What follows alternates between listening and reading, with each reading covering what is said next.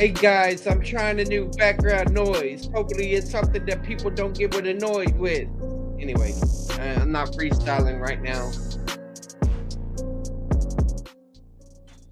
So that's our new background music, guys.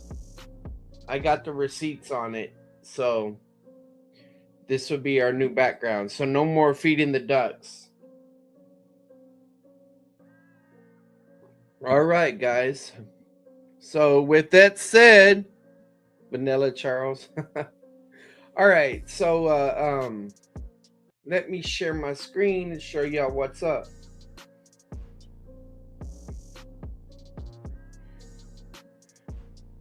So we're going to be continuing the Life of Christ stuff. I'm going to knock out going over these lectures. By the way, I'll show you all this. Ashley's going to be doing a presentation Saturday on the septenary structure of the Bible. Okay. I'm going to show you all this as well. So here we are. We got Peaceful Banana on the 12th, doing his show like typically, as far as I know. Kurt's stuff's not in here, but he's so dependable, I don't have to put him on there. And looks like we're doing an after show for Dan Chapa this Friday. And then Ashley's going to give that presentation. As you see in seminary, I'm in week 12. Okay. Oh, that says quiz 9. I'm fixing to take quiz 8, if I remember right. So it's a good thing that I'm fixing to take that stuff out in lecture right now, because it's going to get really complicated. And you see my final is coming up too. But you see, I got a debate with Sean Griffin. As far as I know, that's the only debate in between. I'd have to check later on. But I have a Sean Griffin debate on free grace. It's the second one we've done on that. And then I have a debate with Dit, who's a free gracer on First John. And then a debate with George. I can't remember his last name, but he's how would you say it? He's dispensational salvationist rather than a dispensationalist that believes salvation is the same. And there's another one, Jeff Dollar, I think, is on this day. So things are going to start getting hectic. And Praise told me that Kelly Powers is going to be doing an open mic addressing free gracers. So I might be able to pull up on that if I get everything done in time. But it's going to get hectic. All right. So let me... Life of Christ. Hey, Big Stack. I don't know. I've never used another beat before, so I don't know if it restarts or how that will happen. We'll just see. But if the beat's not too loud, we're good. All right. So here's a reminder. We're using Yeshua, the Life of the Messiah. I mentioned in previous videos. I need to turn that down just a little bit more. Just a little bit background, yeah. I've mentioned in previous videos where you can find content that's directed towards, a church setting, or as well as the curriculum and all that stuff. And of course, you can always take the class at Schaefer Seminary. Now, so what we're going to be looking at today is right here, the preparation of the Messiah's death. And then we're also going to be going into, well, that's still going to be underneath that. We also use Ariel's harmony. And so here's our main structure. Introduction of the king, authentication of the king, the controversy over the king, the training of the 12 by the king, the opposition to the king, the preparation of the disciples by the king, the official presentation of the king, the preparation for the death of the king. And we've already done the prophecies of the king, which was Matthew 24 and all that stuff. I can barely hear the background music on my iPad. Okay, I'll turn it up then.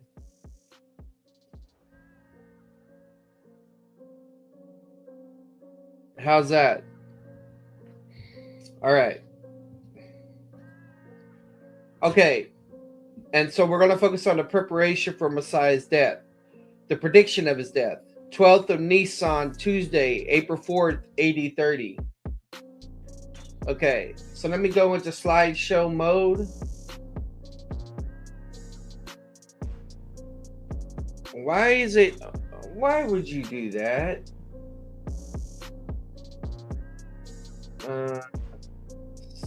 Wait, hold on. I'm having all weird things happening here. Okay. So, for some reason, it switched my slideshow. All right, here we go. Preparation of the death of the king. Preparation for Messiah's death. Essentially, he's just talking about where it structures in the outline. So we'll go to the next part, the prediction of his death. Now, in paragraph 140, we have the prediction of his death. It's still Tuesday, the 12th of Nisan, and our day, April 4th, AD 30. Mark's account states, Mark 14:1, that after 2 days was the feast of the Passover, the unleavened bread. In the Mosaic law, the feast of Passover was 1 day, followed by 7 days of unleavened bread. And those were 2 separate festivals, though one immediately followed the other. Now, by first century Israel, even among Jewish people today, that kind of combined the two, and therefore you hear Jewish people talk about the 8th day of Passover. But technically, Passover was only 1 day, followed by 7 days unleavened bread. And by the New Testament times, you fall on 8 days, called both Passover and unleavened bread, as it is here. And he points out what happened 2 days after these words, so Passover could fall on sundown Thursday. We have here the 4th announcement of the death, but this time he even dates it, as Matthew 26:2 points out. Again, they don't understand these things, so when it finally happens, it catches them by surprise, as we'll see. All right. So we're going to be going into the conspiracy of the rulers, the pouring of the anointment, the promise to betray, the last Passover, the first Lord's Supper. Then we're going to go into the preparation for the Seder, 9 steps in preparing for the Passover. So we'll start those real quick, kind of do a flyover and then a dive into. First, they had to go with the lamb to the temple. Secondly, in the temple compound, the lamb would be killed. Thirdly, the blood would be poured out into a bowl of some kind. Fourthly, the bowl would be taken from one priest to another, passed by hand until it got to the altar. Then the blood would then be poured out at the base of the altar. Okay, so here we go. Now, in the second thing in paragraph 140b is the conspiracy of the rulers. The conspiracy includes both Pharisees and Sadducees. So as you can see at the end of Mark 14:1, the chief priests are the Sadducees, the scribes are the Pharisees, and Matthew also adds the elders of the people. There are also Pharisees. And this one that's in charge of the conspiracy in Matthew 26:3 is Caiaphas, who is the high priest with authority over the 24 chief priests. He's also a Sadducee. And the goal was in Matthew 26:4. They took counsel together that they might take Jesus by suddenly and kill him. So again, this conspiracy includes both Pharisees and Sadducees. And they're looking for a way they can get Jesus arrested, apart from the multitudes of Matthew 26:5. And as we'll see shortly in the next couple of paragraphs, Judas will give them that opportunity. Let's notice one more thing in the conspiracy to Mark 14:2. Now during the feast, lest happily they should be tormented to the people. Now notice carefully that the conspiracy includes the fact that they would not carry out the conspiracy during the Passover. At the Passover time, the city was very crowded, and basically they wanted to wait to after the Passover. The pilgrims go back home, Jerusalem turns back to a smaller size, and then they will carry it out. And here we have the satanic element of the conspiracy, because while Satan wants Jesus dead, he doesn't want him to die at the right time, at the Passover, in the right way, by crucifixion. And so we read attempts to have him killed, either at the wrong time or right here before or after the Passover, or killed in the wrong manner, like by sword or by stoning. Because if Jesus had died at any other time than the Passover in any other way than by crucifixion, there would have been no atonement. It was not merely the death of the Messiah which was essential for the atonement. Otherwise, he could have died as the 60-year-old with the others of Bethlehem, and that would have been sufficient. But that would have been insufficient. His death had to come at the proper time, this Passover, and in the proper way, by crucifixion. All right, I'm looking at the chats every once in a while. The attempts is made to kill him at the wrong time and the wrong way. So keep in mind, because we'll be coming back to this a bit later. Part of the conspiracy is to avoid doing it on the night they had to end up doing it, and they wanted to avoid doing it during the Passover, the pouring of the anointment. Now, paragraph 141, we come to the pouring of the anointment. They have a dinner at the home of Simon the leper. The fact that Simon is called a leper doesn't mean he still is a leper. Otherwise, he would not be allowed to live in town. This was a former leper among the lepers that Jesus would have healed. And he's in Bethany, and that's the same town where Lazarus, Mary, and Martha live. And they're all together in his household. And so the guests in the home of Simon the leper. And Mary at this point chooses to do something that would be very unusual to do. She takes a bottle of very expensive anointment of perfume and she pours it into Mark 14:3 on his head. And John points out that the end of John 12:3 also on her feet. So both his head and his feet are anointed with special oil or perfume. Now, this was a very expensive type of perfume. It doesn't mean that they were necessarily a wealthy family, but it does mean that she's given some things up, because there were some things even the poorer class of women would keep in reserve for the wedding night. And for the wealthy class, they could use it more often, but for the non-wealthy class, it was a one-time thing that they were able to use on their wedding night. And so essentially, she's given up something that she would have used on her wedding night to anoint him with. And how expensive it comes out in Mark 15:5. He says it could have been sold for 300 pence, basically 300 denarii. That's about 1 year's salary. So 1 full year's salary is how expensive this perfume was that she anoints his head and his feet. The disciples of Jesus are troubled by this, saying that this was a wasteful way to do with the expensive perfume. It could have been sold into money given to the poor. And one of the spokesmen happened to be Judas. So while the others may have been motivated by the concern for the poor, that was not Judas's concern. As John 12:6 points out, now this he said, not because he cared for the poor, because he was the thief and having the bag took away what he put in therein. He was the group treasurer and he was guilty of embezzlement. He periodically withdrew from his own private use of money that was put into it. And Jesus silences the disciples. He says, why in Matthew 26:12, for with that she poured the anointment upon my body. She did it to prepare me for my burial. What this shows is that she understood something that his own disciples did not understand. Hello, I can't make out that name because of the font. But anyway, she somehow didn't understand that he taught about his death and resurrection. This would be the time of his death and burial. She goes ahead and anoints him for his preparation. So again, Mary understands something others do not, which also helps to explain that all of the women mentioned coming to the tomb looking for the body. Mary's not one of them. Not this Mary, other Marys go there, but not this one, because she also will believe in the resurrection, so does need to try to find a body, and so she doesn't participate in those Sunday morning activities. And in Matthew 26:13, he points out that for Mary, this is going to be a place of honor. In fact, everything in history, people will be speaking of this event as memorial to her, as we're doing right now. Now, for Judas, his decision to betray Jesus occurs at this point in time. The promise to betray.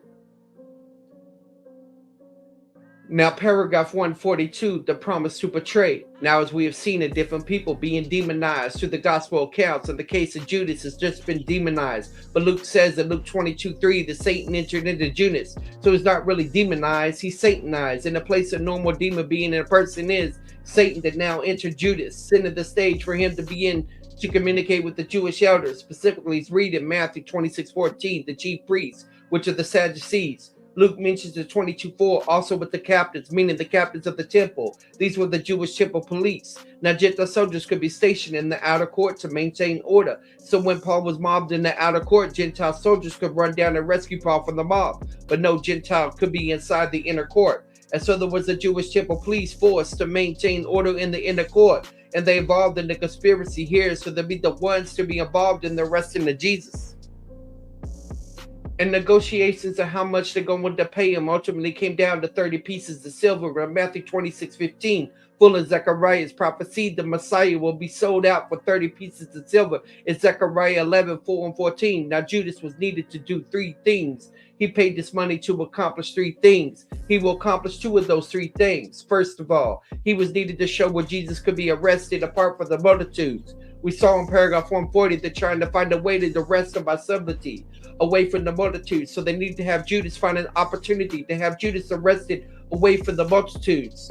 The second reason he was in need to do with the point of the Roman law. Now, by Roman law, a Roman cohort could not be released to make an arrest until someone appeared before the Roman governor, accusing him of some crime punishable under Roman law. I repeat, a Roman cohort could not be released to make an arrest until someone first appeared before the Roman governor, accusing another of a crime punishable under Roman law. A second reason they would need Judas for is to appear before the Roman governor, who was then Pontius Pilate, and accuse Jesus of a crime punishable under a Roman law. And he will accomplish the second purpose as well. We should see later this evening. There's a third reason we needed, and this is to serve as the prosecuting witness at the civil or Roman trial. He won't be needed for the Jewish trial. He'll be needed for the Roman trial or civil trial. As we'll see, he'll fail to fulfill the third element. Let's spend a few moments now focusing on the significance of 30 pieces of silver, because this was not an accidental price. Now, in the Mosaic law, in Exodus 21:32, the law said that if you owned an ox, and your ox gored to death your neighbor's slave, you're obligated to pay your neighbor the amount of 30 pieces of silver. That was the value of a dead slave. As history progressed, that became a symbolic number of contempt. If you wanted to show contempt for somebody, you would give them 30 pieces of silver, conveying to that person you're worth as much as the dead slave is worth. So if someone was purchasing a thing, was negotiating for a price, to avoid the figure 30, they would settle for either 29 or 31. Not unlike our situation here in America. Concerning the number 13 is considered a bad luck number. Often in high-rise hotels I stay in my travels, I notice that the elevator goes from floor 12 to floor 14. Floor 13 has been raptured somewhere and it's gone. It doesn't exist. And even in the third level hotel I'm staying in right now, I noticed that the room numbers go from 211. They have odd numbers on one side. Even on the other side, they go from 211 to 215. There's no 313. Again, to avoid the figure 13. Well, for them, it was the figure 30, not 13. Now, when Zechariah became a prophet, God asked Zechariah to play a messianic role, a role that Messiah will fulfill, the role of the good shepherd. And this was Zechariah 11:4 and 14. For a period of time, he would defeat the flock of slaughter, defeat the flock that would be destined for slaughter. After the period of feeding, he was then to go before the Jewish leaders and say, we did not agree to a salary in advance, so pay me what you think my worth is worth. If it's worth something for you to pay me accordingly. If it's worth nothing to you, it's okay to pay me nothing.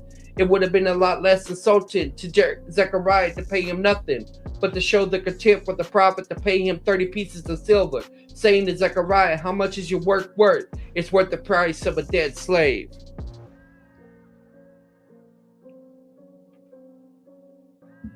And then God told, my phone is flashing. 1 second, guys. Oh, Truth Gardener. She's commenting on my other videos. And then God chose Zechariah to do two things. First of all, to take the 30 pieces of the silver and dump them in the temple compound area, just as Judas would do with his 30 pieces of silver. But secondly, he was told, Zechariah, that this was a goodly price. I was priced by them. That was a goodly price. I was priced by them. But God told Zechariah that something day will come that God himself, the God of Israel, will be sold out for a price of a dead slave. And so when the chief priests were negotiating with Judas for the price of betrayal, to show the contempt for Jesus, they did not settle for 29 or 31. They settled for 30 to show the contempt. And he sold out the Messianic God-man for the price of a slave. Let me turn on my fan on low, get some air going here. Let me turn on my fan low while I bust this flow. Let everybody know I'm trying to let know God's in control. All right, here we go. One more important thing to notice here, because he's dealing with the chief priests, all the income for the chief priests came out of the temple treasury. That's where all the finances came from. So ultimately, these 30 pieces of silver came out of the temple treasury. One major purpose for the temple treasury was to purchase sacrifices. Now, this was not their intent that day. That's what they did that day. They purchased a sacrifice, the final sacrifice for sin. There's irony there.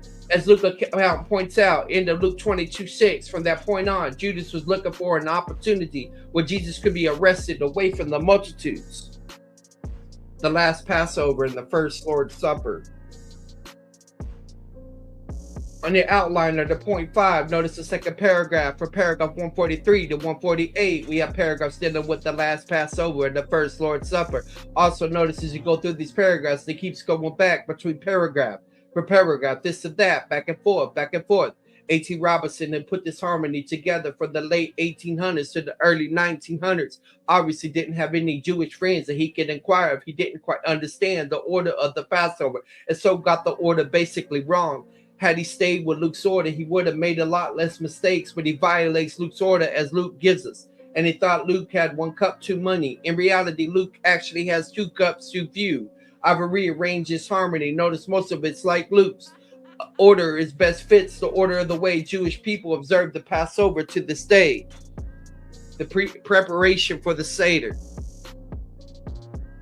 And in paragraph 143, we have the preparation for the Seder. The Seder is the Hebrew name for the Passover meal. The word Seder means order because you follow the order in a very specific step-by-step process. And Luke 22:7 specifies, and the day of the unleavened bread came on which the Passover must be sacrificed. And Luke 22:7, again, notice again, by this point in time, Passover and unleavened bread were tied together and not kept distinct anymore. And the 2 men in charge of getting the Passover ready in Luke 22:8 is Peter and John. And so they said to make ready the Passover. And as the temple stood, that required specific steps to be followed. 9 specific steps in getting the Passover ready. They were the orderly steps, set of steps once you had the meal. But first of all, they had to go with the lamb to the temple compound. The lamb will be tested to make sure it was without spot and without blemish. Secondly, they would then kill the lamb inside the temple compound. Thirdly, the blood will be poured upon a bowl of some kind, because this was the feast that was one of the 3 festivals. You had to go where the temple was. That was a private period of time that they had 3 long lines of Levites going from the outer temple all the way into the outer court, into the inner court to where the altar was. And in the outer area here, you would kill the lamb and catch your blood, and then the blood was poured into the bowl. And then fourthly, the bowl would be passed from one piece to another, until it got to the altar. Then the blood was put out on the base of the altar. And they had 3 long lines to carry this out. All this was done in 3-hour periods from about 3 in the afternoon to 6 in the evening. Fifthly, they would then sing certain psalms, Psalms 113 through 118. Sixthly, the lamb would then be clean, and this means they would skin the lamb, then trails would be removed. Seventh, the part of the lamb would be left for the priesthood to partake of, and the priest would then bring it upon the altar. Eighth, the rest of the lamb was taken home to be roasted by fire. And 9, the other Passover items would then be prepared and made ready. That would include especially the unleavened bread, the bitter herbs, and the wine. Essentially, this is what Peter and John would be doing. Now, because so many pilgrims would be coming to Jerusalem from the Passover, it was impossible to house everybody within the walls of the city. So outside the walls, they erected these huge tent cities. And most pilgrims would eat with the Passover in these tents outside the wall. So since you have very special preparations, unless you lived in Jerusalem, you couldn't have it within, or you have preparations made to have it with somebody. And so the Jews made special preparations. He tells these 2 men that when they go back into the city in Luke 22:10, go by the well, and what they'll see is a man with a pitcher of water, gathered with water. And why is that unusual? Because in the concept of the Middle East, it's still true with the Arab towns in Israel to this day. It is the woman who goes out for the water, not the men. So it'd be very unusual to see the man carrying a pitcher and withdrawing water. They are to follow the man, and he will show the house. And what they will see is that the place he has already been prepared. In church tradition, this is the house of John Mark, and the same room became later the place of the events of Acts 2:1 and 4. It's also the same room of Acts 1:13 where they choose a replacement for Judas. And he points out this is very significant Passover because of Matthew 26:18. My time is at hand. There will be the Passover fulfillment. Of this Passover he will die, and Jews reckon the time. Keep in mind, Passover will fall from sundown to sundown. Now Mark 14:15 points out what they will be shown in the upper room, what is referred to in Hebrew as Aliyah. It's interesting, it's called Aliyah because Aliyah the singer, which I think means ascent or whatever, but it's also used for the upper room. It would be a second room, which is typical of only the wealthy class would have this kind of room. It would not be a hallway, but a separate room on the second floor. And furthermore, the stairwell leading to what's outside the house, not inside the house. So you could go in and out without going through the lower part of the house. Notice 2 things about it. Number one, it was already furnished. They would include, there would be the table. There wouldn't be any chairs because the Passover you sat on the ground and leaned against large pillows, because at the Passover Seder, the Passover meal, you recline. You don't sit in chairs, but you recline. And secondly, it was ready. In other words, everything else needed for the feast was already prepared. All they needed was to deal with the lamb after it came from the temple compound, but everything else was already prepared. There'd be no more further work they would have to do. And so Jesus made all the arrangements to have everything ready well before the night. At the Matthew 26:19, they were ahead and they made ready the Passover. It's not the 14th at Nisan on April 6, 8030. Now we need to do some background work before we go into some other paragraphs. The central element of the Passover is called the breaking of the Afikomen. Breaking of the Afikomen. In the center table, you have one bag. It's the matzah, tash. Or maybe that's tash, but I think it's probably tash. It is one bag, but it does three separate compartments. In each compartment, you place a loaf of unleavened bread. These are the loaves of the unleavened bread used for Passover. What you have is one bag with three compartments. Each compartment has a loaf of unleavened bread, each one separated from the other by a single sheet. What happens here will become the central ceremony of the Passover. Exactly how to become a central facet, we don't know. It was only practiced in the intertestamental period. Now, when Jesus said, "This is my body," keep in mind, he made the statement strictly of the Passover bread. He didn't say it of those little wafers that some churches use, or regular bread that's been toasted and cut up in small squares, as I've seen elsewhere. He made the statement specifically of the Jewish Passover bread. And by law, three things had to be true of this bread for it to be qualified for Passover.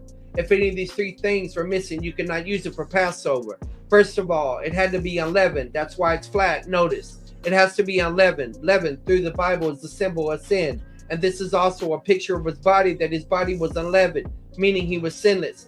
Had he committed even one minor sin, he would have been disqualified for being the Passover sacrifice. As it turns out, he was the only Jew who ever lived that kept the Mosaic law perfectly in the 613 commandments. Not really 16, but okay. Applicable to him, so he had no leavened body. Secondly, notice it had to be striped.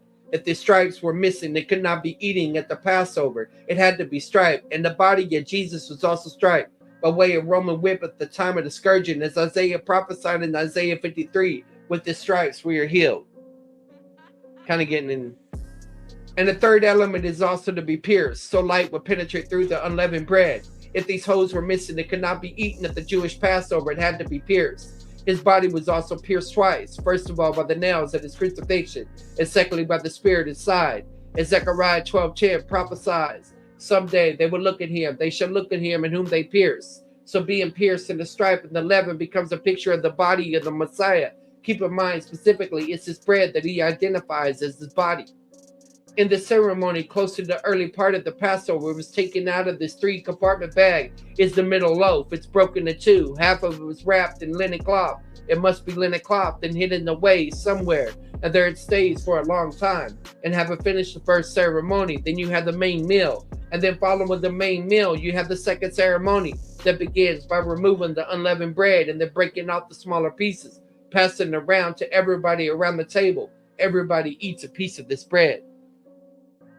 Now, what's interesting in Judaism is this: in all the rituals of Judaism practices, biblical ones and rabbinical ones, that always have a reason for ritual they perform. We do this because of that. We do this because of this. In fact, for all the rituals of the Passover, there's quite a few. For every ritual they have, there's an explanation as to why we do this, in remembrance of that. But on this one, strangely enough, they have no explanation. But what most of the rabbis have come up with so far is that three loaves represent the Kohanes, which is the priesthood, the Levites, and the house of Israel. What they don't explain is why the middle one is taken out, why it's broken, why it's wrapped in linen cloth, why it's hidden away, and why it's brought out again. When a Jew becomes a believer in the Messiahship of Jesus, he finally recognizes this signifies what Jesus said: "This is my body given for you." One bag with three compartments. We believe there's only one God. He exists in three different persons: the Father, Son, and the Holy Spirit. The middle one is taken out of the bag, which represents the incarnation, which God became man in the person of Jesus of Nazareth. The breaking of the middle loaf is a picture of his death. When we come to this part of ceremony, that's when he said, "This is my body broken of you." It is then wrapped up in linen cloth. the body of Jesus when he came down from the cross, also wrapped up in linen cloth. The hiding away is a picture of his burial. The other supper, it is brought out, wrapped in a picture of his resurrection.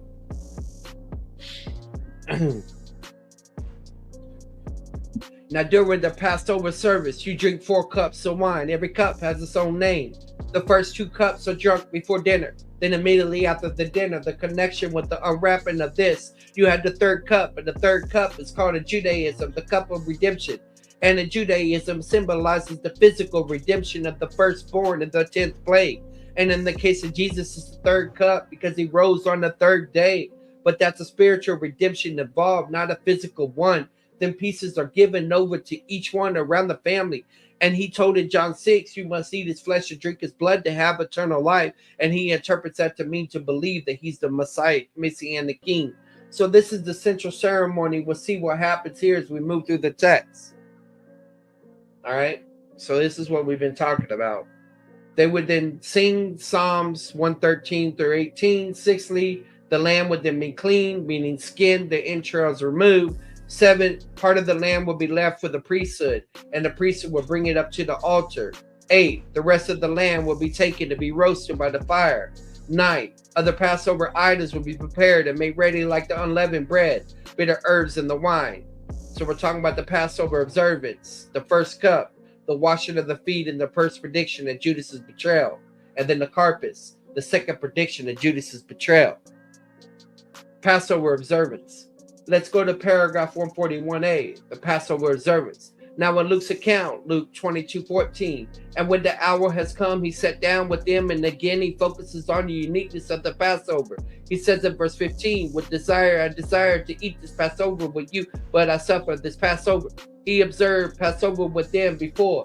He was very careful to keep the Mosaic law, so we came to Jerusalem after Passover. But this one is a special Passover because this will be the Passover in which the feast will finally be fulfilled. It will be ratified by blood, his own blood.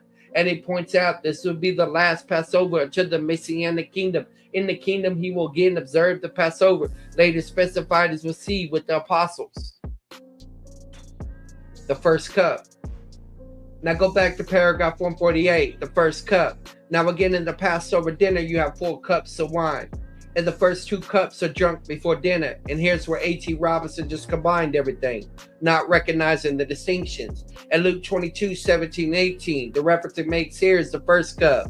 Verse 17 says, and he received a cup, and when he given thanks, he said, take this and divide it among yourself. Notice he gave thanks for us. The first cup of Judaism called the cup of thanksgiving. And the way the ceremony begins is the candles are lit by the women of the household. If she's not present, there are no women in the Passover. A man does it, then comes a partaking of the first cup. And the first cup actually inaugurates the first ceremony. So he took the cup and he gave a special thanksgiving over it.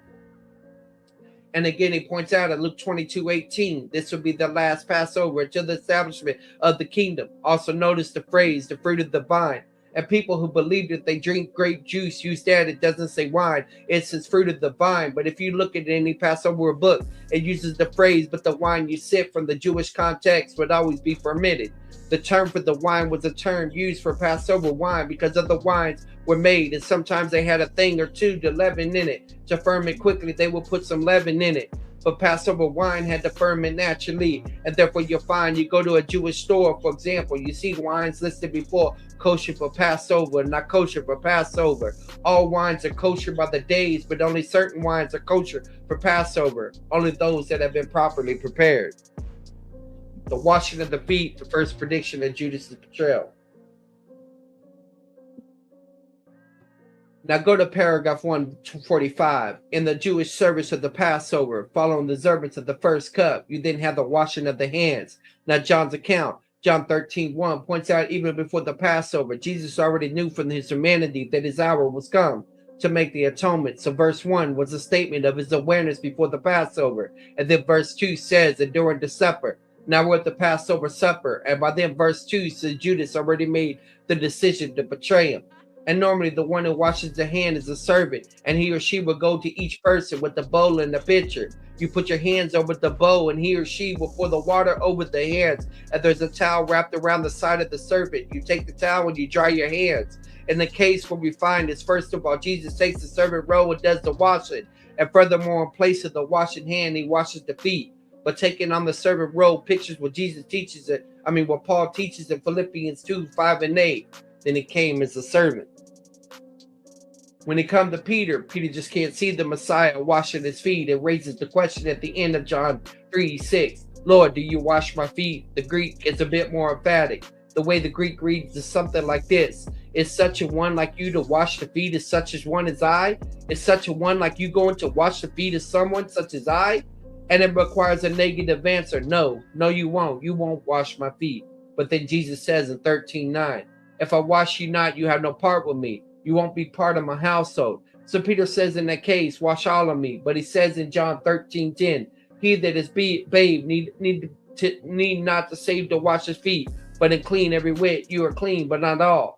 Now most people, unless they were wealthy class, didn't have their own bath house in their own home, so they would use a public bath house you would not go to. And in the dry streets of Israel in the months of long summer months, by the time you got home, your feet would be dirty again because of the dust and so on. And there was always a place at the door where you would wash your feet before you would go into the house. Thus the point is this, that once you receive salvation, you've been bathed, but our feet get dirty because we still sin, and therefore we must only cleanse our feet, and we do that by 1 John 1:9, confessing our sins. He points out they're not all clean, and here's a reference to Judas, because in John 13:11, he knew who should betray him. And in John 13:15, he points out this was given to them as an example. It's not really an ordinance as some churches teach, that you have to wash people's feet. It's not an ordinance, it's merely an example to take on the role of a servant. But in John 13:8, he points out that there's a somewhat present who will betray him, who had the first prediction of the betrayal. No one is named or shown yet, but it's the first prediction of the betrayal within the Passover dinner. Carpus, the second prediction of Judas' betrayal. Let's go to paragraph 146a. What comes here is only the account of Matthew, Mark, and Luke. What John is doing is something different. The O.T. Robinson didn't quite understand the difference and picking up on the previous Matthew 26:21. Verily I say to you, the one of you shall betray me. That's the continuation of what just happened in the previous paragraph. Now Mark 14:18 says, and as the day sat, notice the number of the word sat. If you look at the footnote, you notice it means the meaning of reclining, because at the Passover table you recline. Now what happens in the ceremony is called the carpus. In the carpus ceremony, you take a green vegetable, normally a piece of lettuce, you dip it in the salt water and you eat it. Green is a symbol of spring, and spring is a symbol of youth, and this signifies that they were just a young nation in the springtime of a nationhood. God gave us by means of the salt water of the Red Sea, and scattered across the table with several saltwater dishes. So there was a saltwater dish within an easy reach of 3 or 4 people. There are at least 13 people involved with this Passover. So he makes the announcement that one of you is going to betray me. He wanted no one to know who it was. He does not name anyone. This is the second time he prophesies about a betrayal, but he hasn't named anyone, but he does give a clue in Matthew 26:23. He that dipped his hand with me in the dish, the same shall betray me.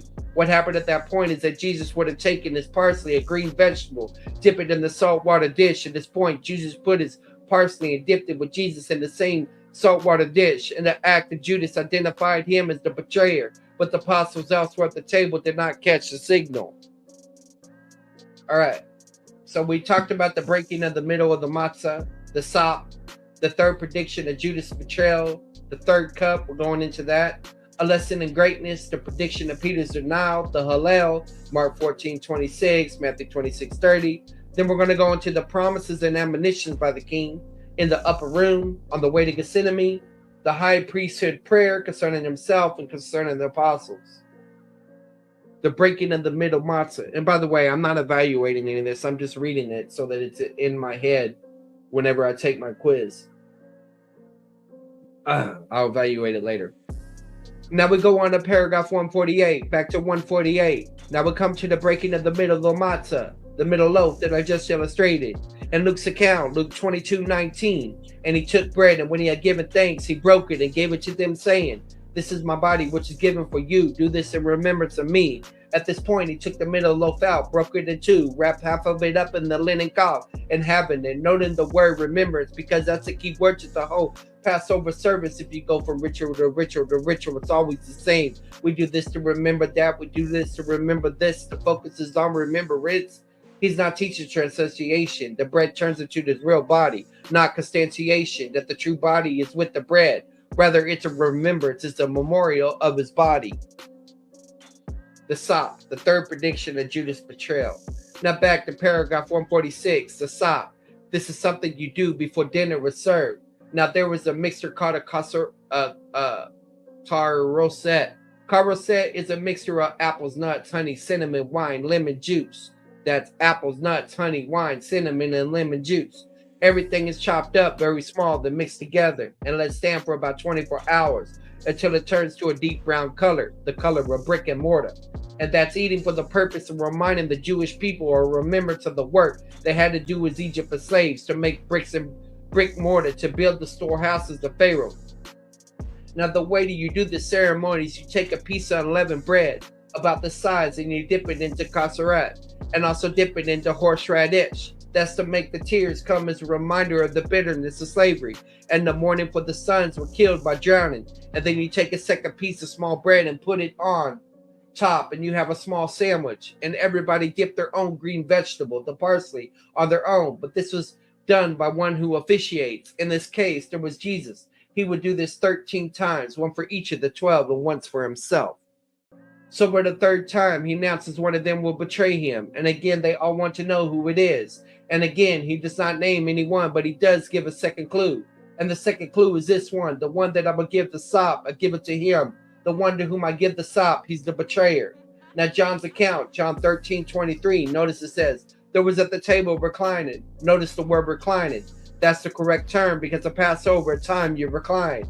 And you're always reclined throughout the ceremony, but for certain intervals you recline. You make a further reclining towards the left. And none of the times you recline toward the left is when you eat this particular sop. And again, they wanted to know who he was talking about. And again, he doesn't name anyone, but gives a second clue in John 13:26. He it is for whom I shall dip the sop and give it to him. So when he dip the sop, he took it and give it so. Simon, son of Iscariot. And so the first one to receive the sop is the betrayer. And he dipped the sop, but the first one to receive it was Judas. At the point Judas ends up leaving the festival, he's not here for the remainder of the feast. He won't be there when the community is actually partaking of. Now keep in mind that part of the purpose of the seating is on one hand to remember the slavery in Egypt, but then secondly to bring tears into the eye. And for Jesus it was a bitter moment. One of his own was about to betray him, which had brought some bitterness to him as well. At this juncture, in John 13:27, Satan again enters into him, and Judas' actions are now going to be inevitable. And Jesus tells him, what you do it quickly. So Judas leaves. And even at this point, the disciples, and all of the clues that were given, the signs that were given, still didn't get it. They're assuming that Jesus sent him out to get some other things for the festival. Notice verse 30. He then having received the sop, went out straightway, and it was night. This looks like an irrelevant statement. Of course it was night. The Passover was observed only at night, never at the daytime. But again, remember, this is John's gospel. One of the sub-themes is the conflict of light and darkness. It wasn't merely a fact of history that it was nighttime when this happened. The point that Judas himself is of the night. The need he's about to perform is a deed of the night. The third cup. Now we come back to paragraph 148, the latter part. Now again, there are 2 cups drunk in the first ceremony before dinner, and then 2 more cups after dinner. The third cup is drunk right after dinner. Now look at Luke's account, Luke 22:20. And the cup in this manner after supper. Notice the phrase after supper. That's how we know this is the third cup. The word cup, the Jewish people call the cup of redemption, is the cup he's referring to. In Judaism, it's a symbol of physical redemption, but now it becomes a symbolic of spiritual redemption. He continues in Luke 22:20, the cup is the new covenant in my blood, which is poured out for you. In the Corinthian passage, again, you have the phrase, in remembrance of me, in 1 Corinthians 11:25. So both with the bread and the cup, this is the ceremony we perform in remembrance. Again, not your translation, not constantiation. It is a remembrance. And in Colossians 11:26, for as often you eat this bread and drink the cup, you proclaim the Lord's death till he come. And that phrase tells you it's a continuous observance. The frequency is for every church to decide. Minutely, it has to be once a year, because when it says as often as you do this, it was offered at the Passover. The Passover is a yearly observance. So minutely, it must be observed at least once a year. But any church can do it more frequently. And some churches, congregations, do it about quarterly. Some churches in the first Sunday of each month. And brother churches do it every single week. All of those are valid options. The requirement is once a year.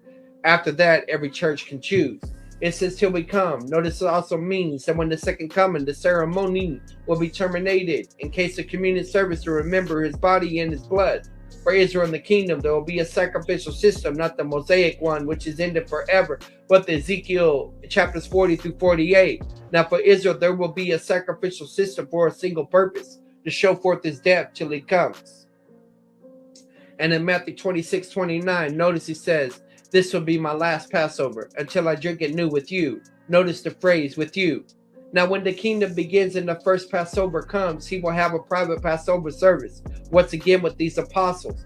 The 11 men are still with him. And now the cup of redemption, which again was symbolic of physical redemption for Judaism, becomes a spiritual redemption symbol for us. Lesson in greatness. Now, paragraph 144b, the second part of this paragraph. Luke 22:24 through 30, you have a lesson in greatness. Because there was a contention breaking out among the apostles, which of them will end up being the greatest. Again, what they think is going to happen is by the time that these are over, he'll set up the Messianic kingdom. That's what they're anticipating. So all they have these reasons why they will be the ones chosen to be the greatest. And he takes the opportunity to teach them 3 lessons. First of all, there will be a distinction between the body of believers and the unbelieving world. The world exercises lordship by virtue of its authority, but the members of the body are to show greatness by means of servant. Secondly, he himself took on the role of a servant. Therefore, he's becoming their example of becoming a servant, and therefore the example of what greatness involves. But thirdly, the guarantee of the future role that he again repeats the promise he made earlier. They will sit on 12 thrones, judging the 12 tribes of Israel in the Messianic kingdom. The prediction of Peter's denial. Now, paragraph 147 is the second service that always room for discussion, especially between the third and fourth cup. That's what happens in this paragraph. The departure of Judas obviously guaranteed his betrayal, and the betrayal in turn assures his coming death in John 13:31 and 32. And by means of his death, the Son will glorify the Father, but the Son will be glorified by the Father. And in John 13:33, he again shows them of the coming departure. But in verse 34, he leaves a new commandment with them to love one another. And that's the test of one's love for a neighbor, was the love of self, and the love for the neighbor is as Christ loved us. Now, the second most important commandment in the Mosaic law is a love for your neighbor as you love yourself. A very good commandment. The second most important commandment is the Mosaic law, but it can only go so far. We love our neighbor as our love ourselves. We all know people who happen to hate themselves. It is permissible to hate your neighbor like you hate yourself. So he changes the standard. Now we must love one another as he loved us. And how much did he love us enough to die for us, which put us as a much higher standard than the Mosaic law did. Now in Matthew 26:31, he announces his coming departure, announcing that the sheep will be scattered, that on this very night they're going to all disperse away from him. But in Matthew 26:32, again he raised from the dead. What they do not understand, when he's raised from the dead, he'll meet with them in Galilee. So basically he's telling them, do not stay in the city. Once I'm arrested, leave the city and head up to Galilee, a 3-day journey. And 3 days later, he'll be resurrected. He will meet with them up in Galilee. But again, they never catch what he's trying to tell them. And it catches them by surprise, and they don't leave for Galilee until much later. Now in John 13:36, what does he tell them? Although Peter does not understand that someday Peter will follow in the same manner. And indeed, Peter also was crucified, if the church records are correct, on an X-type cross upside down. Now Luke's account, Luke 22:31, he points out that there's been a tremendous spiritual conflict, a spiritual warfare over Peter. As a result, Peter will slip, but it would not fall from the faith. And in Luke 22:31, and once he had turned back, he has established the other apostles. And in fact, Peter will be the first member of the apostolic group to see the resurrected Christ. He'll be the first member of the apostolic group to see the Messiah resurrected. Peter basically claims to have some loyalty to Jesus that others don't have. He says in Matthew 26:33, If I will offend you, I will never be offended. And Peter emphasizes the sureness of his loyalty. So in Mark 14:30, he then receives a prophecy of his denial. But before the second cock crowing, Peter will deny him 3 different times. The first cock crowing is from 9 p.m. to midnight. The second cock crowing is from midnight to 3 a.m. Before the second cock crowing, he will deny him 3 times. Peter affirms that he would never deny him. He says in Matthew 26:35, even if I must die with you, I will not deny you. The other, that rhymes. Even if I must die with you, I will not deny you. And the other apostles emphasize the same sureness. They're ready to die with them even the night, but again, they're not expecting the death, they're expecting the kingdom. Now Luke's account, Luke 22:35 and 38, there's a special repeal of previous instructions. And what he told them in paragraph 70 and 102, paragraph 70 to the 12, paragraph 1 and 2 to the 7. He now withdraws what he said to them earlier. I sent you forth with the purse and the wallet. The shoes lack ye anything? No. But now they need to make provisions for these things, because while he was on earth, they were experiencing kingdom living, and these things would simply be automatically provided. But now they need to make their own preparations. They need to take a coat, to take a wallet, and prepare these things for their journeys. As for the sword, this is not a sword to be used to evangelize with. Those are the swords to defend the faith, but for personal defense would be the purpose of the sword. We're not allowed to kill with the faith, but the faithful must be willing to become martyrs. Now turn for a moment to paragraph 149 and 150 are referred to as the upper room discourse, but there's a break. And notice the paragraph 149 and go to the very end of it. John 14:31, arise, let us go hence. And so they're still in the upper room through paragraph 149, and the conversation continues when they leave for Gethsemane in paragraph 150. Now go to paragraph 152 in Matthew 26:30 account. Should fit at the end of the paragraph 149, just before he says, arise, let us go hence. And when they had sung a hymn, they went out into the Mount of Olives. And in English, the way you have to translate it, because we don't have an equivalent verse, so it looked like they sang a hymn, a noun in English. They left, but actually doesn't say they sang a hymn. The word hymn is a verb in Greek. It literally means and they hymned. And what they hymned in Psalms 113 and 118. We pair it with Psalms 118 being a very important messianic psalm. So Matthew 26:30, in paragraph 152, you would fit into just before arise, let us go hence at the end of paragraph 149. And that's how the Passover ends. Then comes the connection with the fourth cup of wine called the cup of praise. You drink the fourth cup of wine and you sing these psalms and the Passover is finished. We'll take a break till 5 at the hour, then we'll plow through some more material. But we'll keep rolling, guys. So now we're in the section, the promises and admonitions by the king. All right. This takes place in the upper room. At paragraph 150, the conversation continues, but now they're walking towards Gethsemane. The upper room discourse is the seventh of John's 7 signs, the seventh of his 7 signs. In John 14:6, you have the sixth of the 7th I am. Verse 6, I am the way, the truth, and the life. In paragraph 150, John 15:1, you have the 7th of the 7 I ams. I am the true vine. So that completes the 7 discourses, the 7 signs, and the 7 I ams. So what we have here is a lengthy dissertation of his that marks a transition as he moves from the office of a prophet to the office of a priest, though he becomes a priest only with his ascension. Also, we see the transition moving from law to grace. Here he lays down the seeds of later Christian doctrine, and many other doctrines you find in the epistles have the elements of what we find here. He also defines a new relationship that results from his death and resurrection between him and the believer, a relationship that won't be possible until the death and resurrection occurs.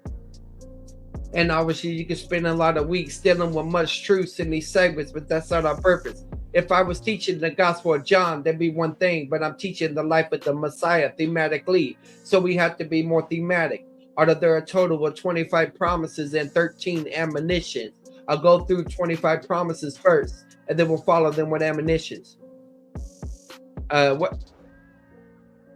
50 Cent had 25 questions, or was it 20 questions? I don't remember. We got 25 promises. 25 promises on my dresser. Yes, sir. Anyway, the first promise is found in John 14:2. He's going to prepare a place for them. Secondly, he also promised to confront them to get them where they're going. Now notice here there's a special promise made for believers, a special coming for believers to take them to where he was going. Now where was he going? He was going to heaven. And the specific promise here is a special coming for believers for the purpose of taking them also to where he was going, which meant to take them to heaven. Here we have the first hint of what comes out clearer later on pre-tribulational rapture.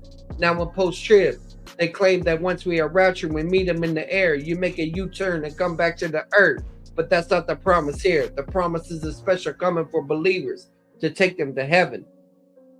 The third promise he made down to John 14:12 is that they would do even greater works than he. The word greater in this context would not mean greater in quality, because nobody can supersede the quality miracles that he performed, but it means greater in number, not greater in quality, but greater in quantity. Fourth, in John 14:13, it promises to answer prayer, and they'll be praying up until now. He has not taught them to pray in his name, but one of the new things that will come up with his death and resurrection is to pray in his name, to pray in his authority. The fifth promise of John 14:16 through 18 is the coming of the Holy Spirit to indwell them forever. He doesn't say he'll indwell them until they commit their next sin. He'll dwell them forever. Notice at the end of verse 17, the difference between the new and the old. He says the Spirit is with them, but now he will be in them.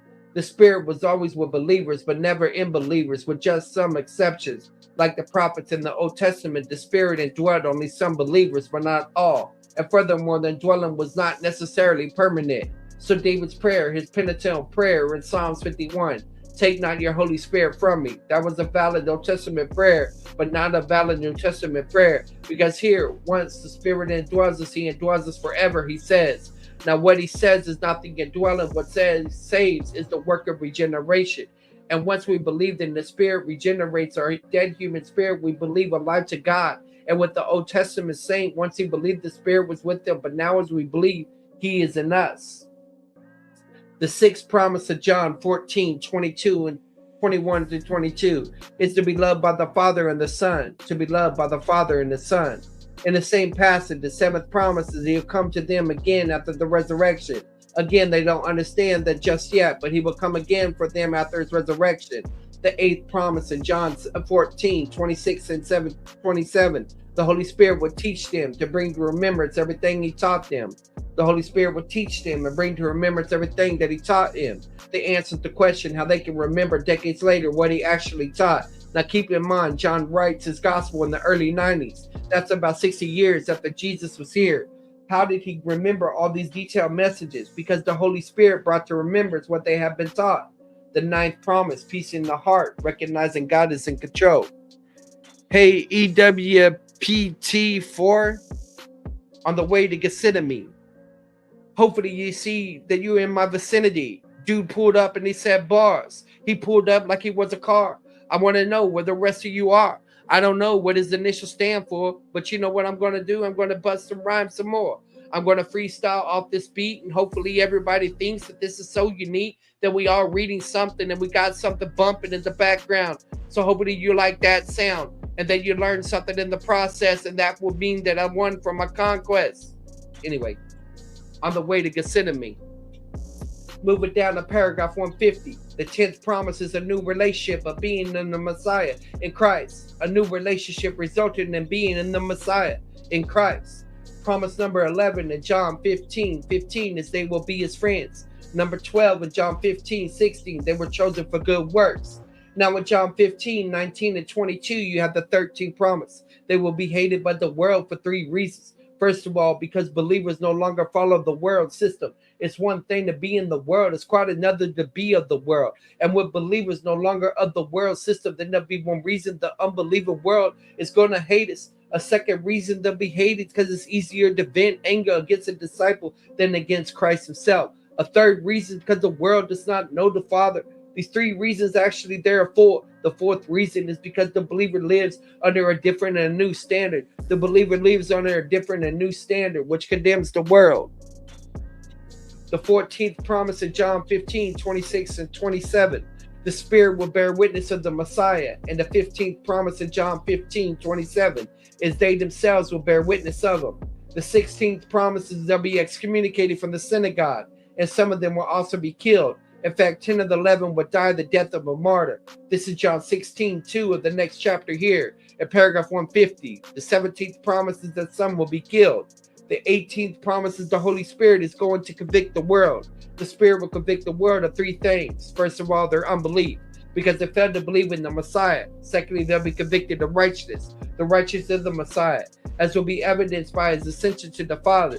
And thirdly, the Spirit will convict the world with judgment. The final judgment which shows the prince of the world has been judged. And if the prince of the world has been judged, how much more those who follow him?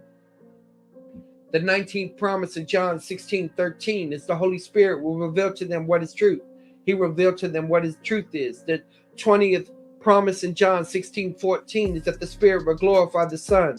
The 21st promise in John 16:16 is he will leave and they won't see him for a while. So when they see him again, they will not see him for a while. They will see him again, and the difference is in between a little while, probably a reference to his death where he ceases to see them, and his resurrection when he sees them again. The 22nd promise is in the New Testament method. John 16:25. These things I've spoken to you in proverbs or parables. The hour comes when I shall no more speak unto you in proverbs or parables, but shall tell you plainly of the Father. And so he's been teaching them parabolically, and he's interpret the parables to them. But now he will cease speaking parabolically to them. Now his public ministry will come to an end. He won't be teaching them any further. The 23rd promise is John 16:31 is that they will scatter. They will desert him. The 24th promise is that they will suffer persecution. And John 16:33, the same verse. 25th promise is they will have final victory. Because he overcame the world, they will have final victory. These are 25 promises. All of them could receive a lot of elaboration if we were teaching the Gospel of John, but that's not what we're doing. Going back to paragraph 149, let's not deal with the 13 admonitions. The first admonition is John 14:1 is do not be disturbed. Do not be disturbed because he'll be leaving soon. The second admonition is John 14:16 is that he's the way to God the Father, and no one comes to the Father except through him. The third admonition is John 14:10 and 11 is to keep on believing on him. He's the one who did the will of the Father, and therefore to know him is to know God the Father. Differences about his words in verse 10. His work in the end of verse 10. By his words and by his works, the works become the evidences of the works. The fourth admonition is John 14:14 is to keep his commandments. In verse 15, he says, if you love me, you will keep my commandments. Notice, we do not keep his commandments in order to get to love him, but because we love him, we keep his commandments. The keeping of his commandments is the result of our salvation, not a way of gaining it. The fifth admonition in John 14:23 and 24 is to love the Lord, to love the Messiah. The sixth admonition in John 14:28 is to rejoice that he goes to the Father, be glad of his return to the Father. The paragraph 150, the seventh admonition, to abide in Christ. That means of becoming fruitful, to abide in Christ. If the branch does not bear fruit, it says it takes away. The Greek word can also mean to lift up, because the kind of vines they had in the first century Israel, they used by the Arab population within the land. They have vines that go parallel to the ground. When they're sitting on the ground, they won't produce fruit, so they lift up the vine and put a rock underneath it. And once the vine is lifted up, then they can produce fruit. And so will believer that's not bearing fruit, he will lift them up so they can bear fruit. If he still fails to be productive, then there's a burning. What's burning is the fruit, not the person. In 1 Corinthians 3:10 and 15. The eighth admonition is John 15:8 is to bear fruit. That's a sign of true discipleship. The ninth admonition is John 15:10 is to abide in his love. Keep on abiding in his love. The 10th admonition is John 15:13 and 14 is to love one another. The 11th admonition is John 15:27 is to bear witness. Then we go to the later part of the next chapter. The 12th admonition is down in John 16:23 and 24 to ask in his name. To ask in his name. Again, there's a new element in their prayer life. And the 13th admonition at the end of John 16:33 is to be a good cheer. To be a good cheer, because in spite of the persecution you might suffer, nevertheless he has overcome the world. The high priestly prayer concerning himself. Now in paragraph 151, we have the high priestly prayer. On your outline, you have a more detailed outline. Notice the follows a mission to organize your prayer life, and it divides it into three parts. The first segment of this prayer is himself in John 17, 1 through 8. The specific element he prays for himself is for the restoration of his glory. The final unveiling of his glory has been veiled since the incarnation, and it gives two reasons for this. First of all, the Son may glorify the Father. And secondly, that now he's approaching his death, the resurrection, his work is finished. It was temporarily unveiled at the transfiguration, but veiled again by the time they came up the mountain. And now he prays for a final unveiling since he revealed the Father to men.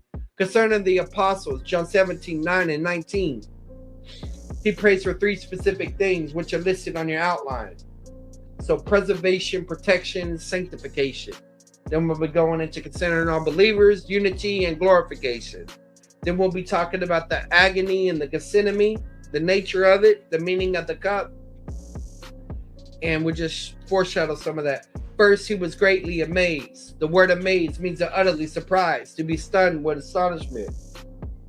Secondly, he was sore troubled, meaning that he was feeling very heavy, like a heavy weight was pressing on him. Thirdly, his soul was exceedingly sorrow. The term means to be pressed upon, emphasizing the extreme pressure Yeshua was under at that point in time. Fourthly, he was exceedingly sorrowful even unto death. In other words, the sorrow was so great, the pressure so severe, the trouble so heavy, that there was a real danger of a total collapse of his physical frame. I got to turn my fan up.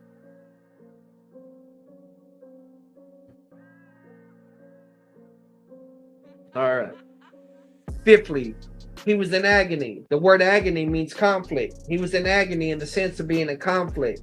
6, he began sweating blood, what is called hematidrosis, the meaning of the cup. It could be talking about physical death, premature death, as well as breaking the fellowship. I think that's the other option. We'll get to it in a minute. Yeah, the wrath of God and spiritual death. Preservation. First of all, small a, he prays for the preservation in John 17, 9 and 14. For the preservation, the first reason, there will be 5 reasons. The first reason in John 17, 11 is because he's no more in the world. Secondly, in John 17, 12, while he was in the world, he protected them and guarded them. He would no longer be with them physically. A third reason is because he glorified in them. The fourth reason is he's the one that has been guarding them. And the fifth reason in John 17, 13, he's now coming to the Father. Protection. Small b, the second thing he prays for them is for their protection in John 17, 15, and 16. Protection. First of all, from Satan, and secondly, because they're no longer of the world, but they're still in it. The sanctification. The third thing he prays about them is sanctification in John 17, 17, and 19. It's a word that means to be set apart. They have now been set apart for the same mission. And now they have to become more and more sanctified, which is the wider teaching, to become more and more conformed to the image of the Son of God. Concerning all believers, John 17, 20 and 26.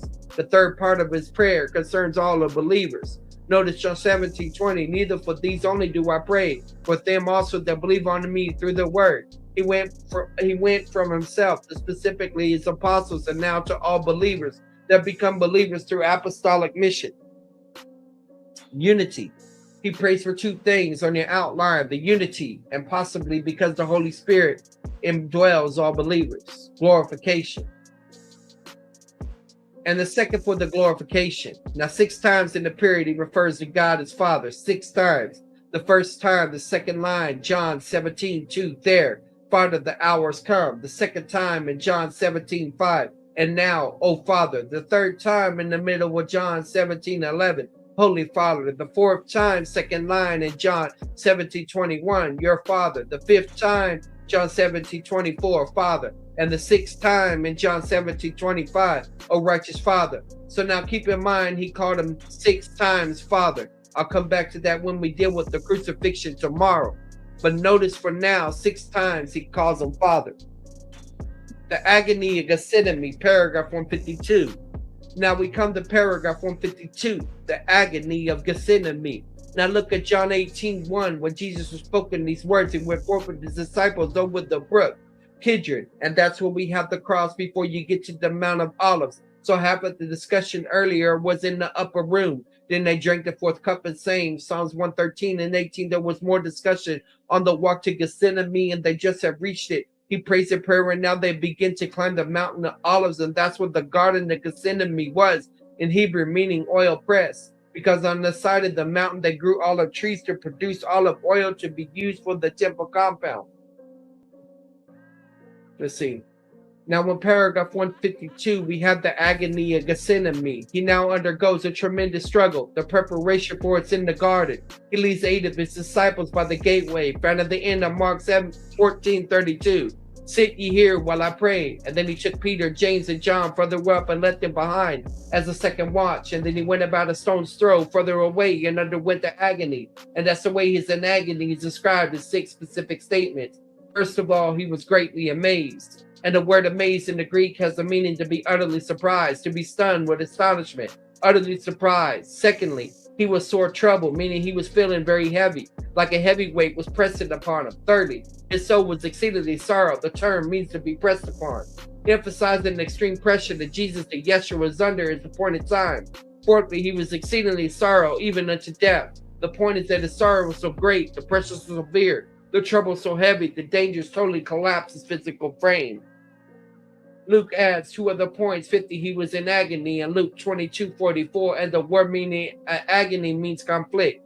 He was in agony in the sense of being in conflict. Now, what exactly he was conflicted about, we'll discuss in a couple more minutes. For now, the whole 6th point, he began sweating blood, and on the PowerPoint here, I had the medical term for this. Hemohidrosis. Hemohidrosis means you're in such agony that the blood begins to seep through your vessels and come out sweat, but bloody sweat. He began to drop great sweats of blood falling to the ground. And it was in this juncture that an angel in Luke 22:43 come down to help to strengthen him. Now, what was he agonizing over? 2 things. One is found actually in the prophetic passage, Isaiah 49:1-13. He was agonizing over Israel's rejection of this messianic claims. He agonized over Israel's failure to respond. But by this manner, the Father has chosen for the light to go out to the Gentiles. And because of Israel's rejection, he will become the light to the Gentiles. And mostly Gentiles will believe. But once the fullness of Gentiles comes and the body is complete, all of Israel will believe. That's the point of Isaiah 49:1-13. But the Gospels focus on the second element of his agony. Now, looking at Mark's account, Mark 14:36, given the summary of his first prayer.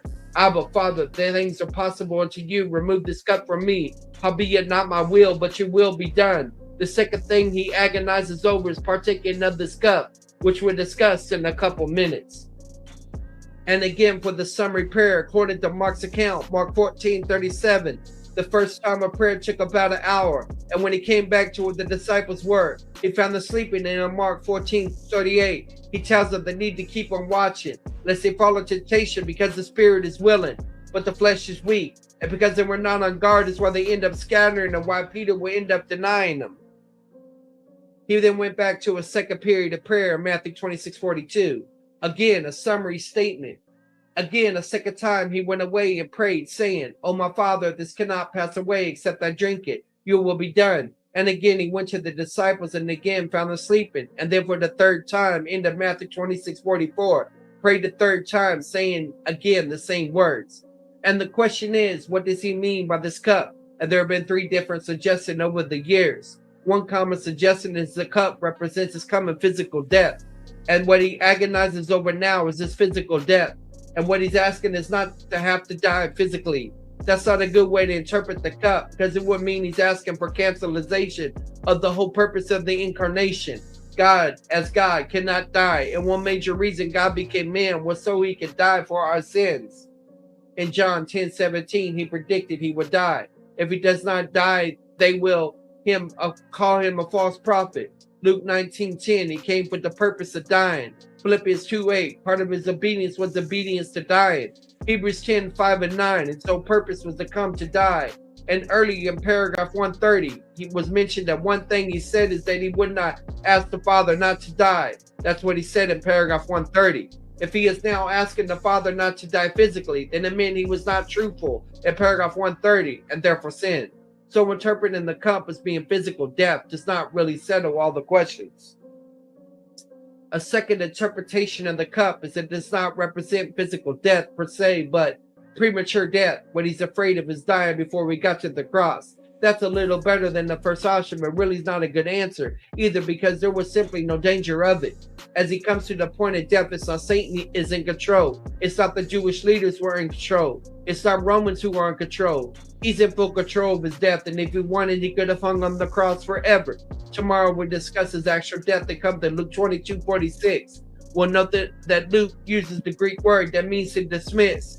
He dismisses spirit from his body. He will choose the moment of his death. In previous paragraph in John 10:18, he declared, "No man takes his life from me, I lay it down on myself." And we'll see in the next couple of paragraphs, when the soldiers come to arrest them all, he has to say, "I am." And he forced them all right down to the ground. There was simply no danger of him dying prematurely. He would choose the moment of his death. I think the best answer to the meaning of the cup would be it signifies the wrath of God resulting in spiritual death. And what we mean by spiritual death is separation from God the Father. Now keep in mind, nowhere in the Old Testament was it ever prophesied that he would die spiritually. It was definitely prophesied he would die physically. There is no evidence that he would die spiritually in the prophecies about the Messiah in the Old Testament. Furthermore, for the atonement, it was not his physical death which was essential. What was essential was his, not his spiritual death that was essential, but it was essential for him to die physically. He said that wrong. It's fixed now. And by the shedding of the blood, remission of sin comes. Leviticus 7:11, the atonement comes by the shedding of innocent blood. Now, since his physical death was prophesied, it was essential for the atonement. He could not legitimately ask not to die physically, but his spiritual death was not essential for the atonement, nor was it prophesied. He can legitimately ask not to have to die spiritually. It's hard for us to appreciate why he agonizes this way, because all of us who are born spiritually dead. Only once are we born again do we become spiritually alive. Until our new birth, we're spiritually dead. But here's someone that from the moment of his incarnation was spiritually alive. And keep in mind, we're dealing with this human spirit. The divine spirit couldn't die anyway. And that's through his human spirit. He was in the constant fellowship with God the Father. It was never interrupted. But now, when the sinful world will be placed upon him, and God the Father, as we're seeing the crucifixion scene tomorrow, turns away from him, that was something that caused him tremendous agony. And he prayed he would not have to partake of this cup. It was the will of God that the Father for him to partake of the wrath of God. And the second trial on the cross was he tomorrow. He does partake of the wrath of God. And while this is not essential for the atonement, it was important for another facet of his ministry, that of high priest in Hebrews 4:14 and 16. And for 3 hours to be suffering the wrath of God and be separated from God the Father. Now, we experiences in Gethsemane teaches two basic principles that account for what you often hear on Christian networks today when you're on the TV. Often you hear that when you pray that positive confession. Just name it and claim it and frame it. It's yours. And don't throw in the little phrase, "if it's your will," because that's a negative confession. But the best model we have of prayer life is the prayer of Jesus. How did he pray? Well, first off, he prayed. He made his desires known to God. "Let this cup pass from me." Then he said, "Not my will, but yours be done." That's the proper way to pray. We should make our requests known to God, but leave it to his will, how he would choose to answer the prayer. And the misconception is that if you ask for something and you don't get it, it's because you haven't had enough faith. But did Jesus get his request? In that case, no. Was it because of a lack of faith? If that's what it was, then it makes him a sinner, because the Bible also teaches what is not of faith is sin. But the Bible does teach us sometimes God says no because of a lack of faith. That's in James 1. But sometimes God says no because he knows better what is good for our life is down the road. We don't know his plans for the future, but he does. So sometimes a no answer is better for our maturity and our spiritual growth. Hey, destroyed communism. Now he goes back to the disciples and finds them asleep again. In Mark 14:41, he tells them, "You can now keep on sleeping because the Son of Man is about to be betrayed." All right. Did we get to all of it? No, we're going into the next part. All right. So once again, let me review. Right? We've been going through this book. We're underneath the section 9, I think it is. Yeah, 9. The rejection of the king. We just did the arrest, the Sanhedrin trial, and the Messianic trial. No, we're going into that. I'm sorry. The rejection of the king.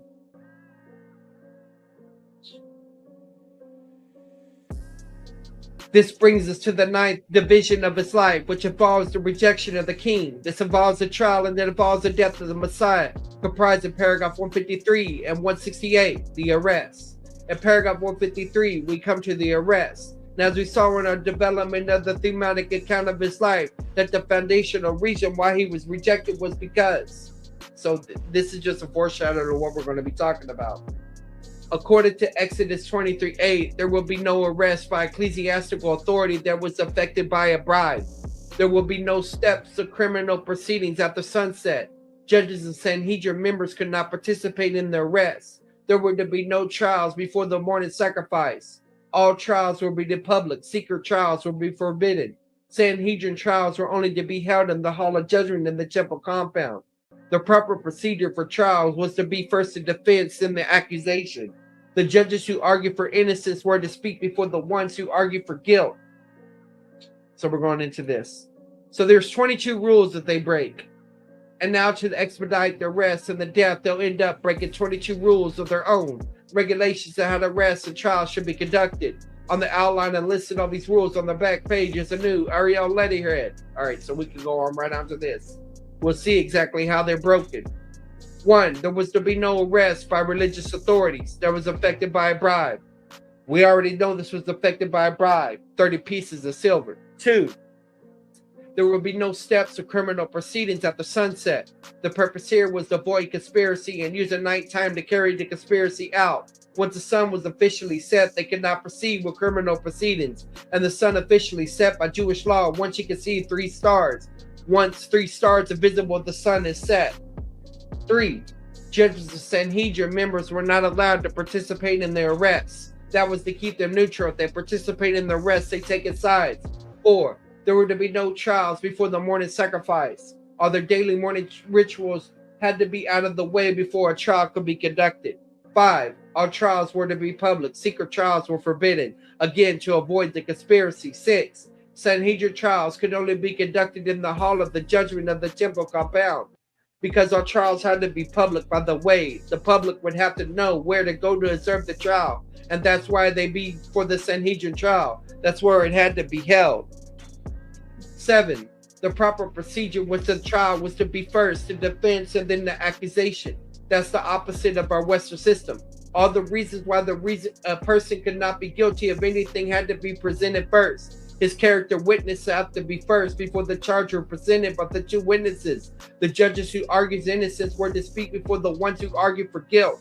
8. While the judges are made argue in favor of acquittal, all may not argue in favor of guilt. It was all right to stack the deck in an accused's favor, so all the judges could argue in favor of acquittal, but they could not argue in favor of guilt. The accuser had to have at least one defender.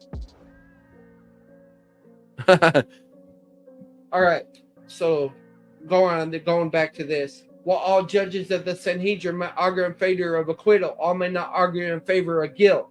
On the basis of Deuteronomy 19:15, there were to be 2 or 3 witnesses, and their testimonies had to be in perfect detail. There was to be no allowance for the accused to testify against himself.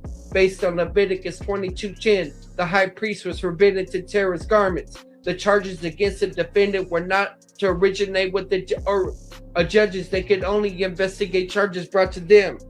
When the charges were blasphemy, guilt could only be established if the defendant was actually pronounced the very name of God. A person could never be condemned on the basis of his own words alone.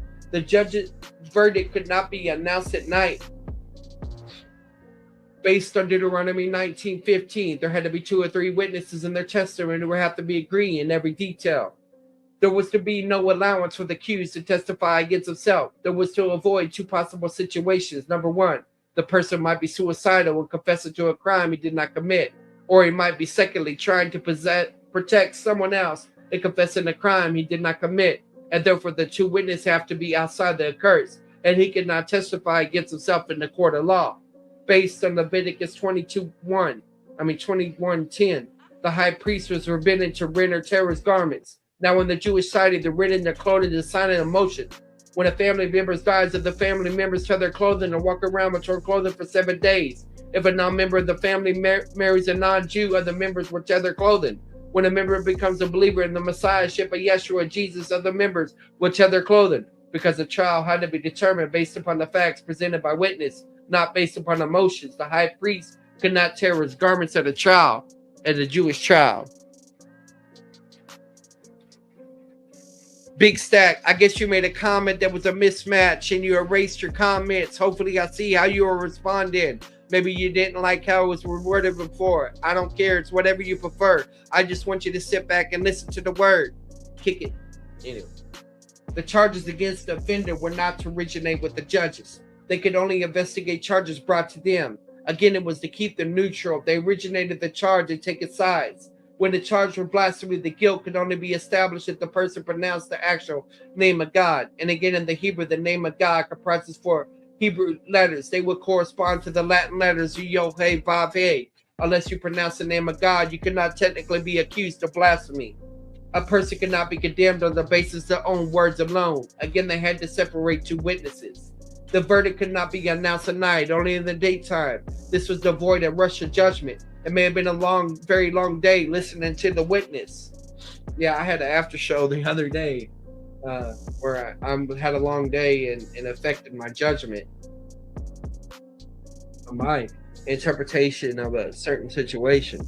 Anyway, this was to avoid a rush of judgment. It may have been a very long day listening to the witness, questioning the accused. People getting tired of touchy and itching. Monday Night Football was coming on fast. So to make sure they don't rush to judgment, even if they knew what the verdict was going to be, if those 3 stars are visible, it had to be postponed to the next day.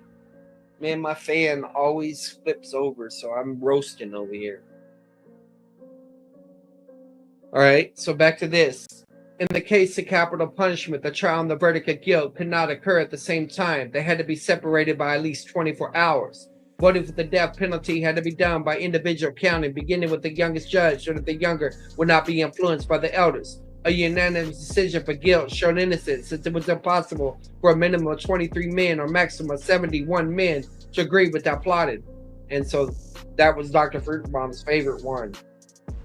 Oh no. The sentence could only be pronounced 3 days after the guilty verdict. Judges were to be humane and kind. A person condemned to death could not be beaten or scourged beforehand. No trials are allowed on the eve of the Sabbath or on the feast day.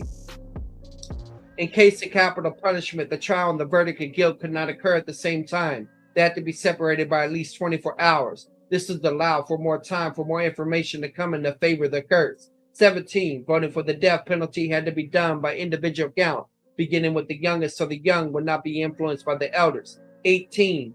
By far my favorite law, the 22 laws, and number 18.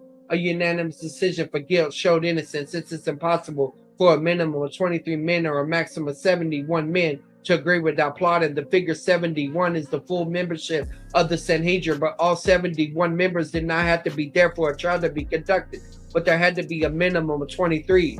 And the Jewish society was inconceivable that 23 Jews could agree unless there was a plot involved. Based upon the observation I mentioned in the past, the Jews happen to like to argue with each other. And again, 2 Jews, 3 different opinions, and this illustrates the particular situation. So it was inconceivable that there wouldn't be some kind of a disagreement. 19.